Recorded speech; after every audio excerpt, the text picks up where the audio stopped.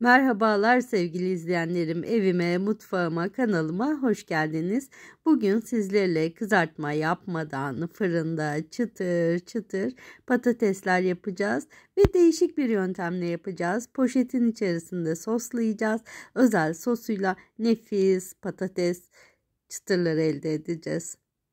Tarifimiz için 3 adet patates kullanıyorum. Patates miktarını dilediğiniz gibi arttırıp azaltabilirsiniz.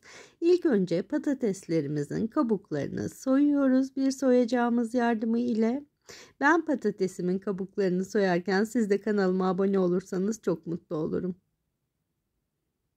Kabuklarını soyduğumuz patateslerimizi önce ortadan ikiye bölüyoruz.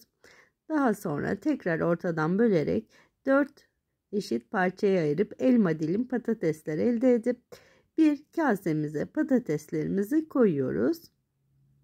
Tüm patateslerimizi kasemize koyduktan sonra patateslerimizin üzerine geçecek kadar sıcak su ilavesi yapıyoruz üzerine ve bir tatlı kaşığı tuz ilave edip şöyle bir karıştırarak 20 dakika patateslerimizi tuzlu suda bekletiyoruz.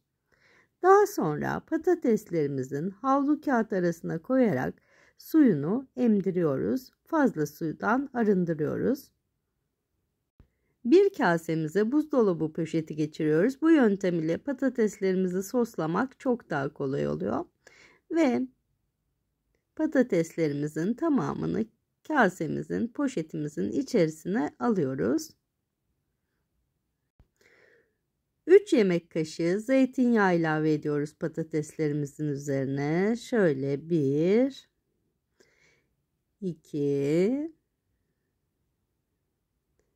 ve 3. kaşık zeytinyağımızı patateslerimizin üzerine gezdiriyoruz.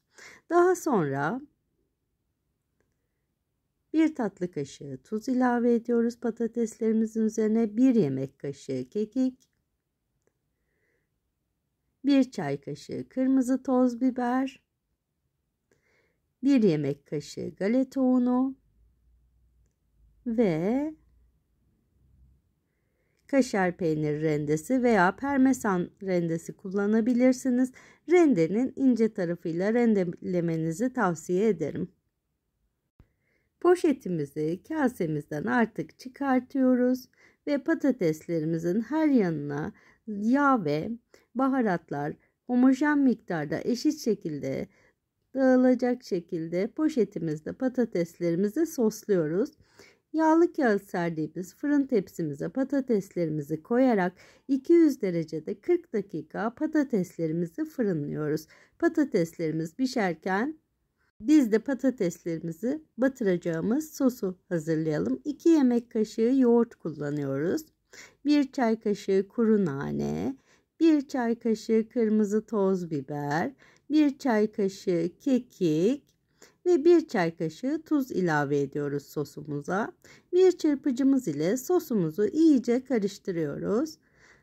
Evet, patateslerimizi bulayacağımız sosumuz da hazır. Cipslerde de bu sosu kullanabilirsiniz. Patateslerimiz fırından çıktı. Çıtır çıtır oldular. Ve şimdi patateslerimizi bir servis tabağına alıyoruz.